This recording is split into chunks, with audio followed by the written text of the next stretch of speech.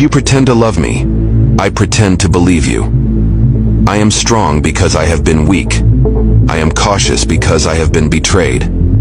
I laugh because I have been sad. I live day by day because tomorrow is never certain. I will never tire of thanking God, because He never tires of waking me up and blessing me every morning. I will not change who I am, just to impress certain people. I am in a period where nothing surprises me. I feel nothing. I am just passive. And whatever will happen, will happen. I don't care.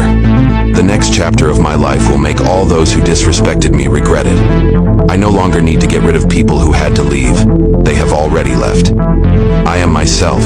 People are not obligated to love me, and I am not obligated to care. I am not trying to be perfect, just authentic. Everyone will see me struggle but never give up. Temporary people have taught me eternal lessons. I thank my enemies. I live in their heads without paying rent.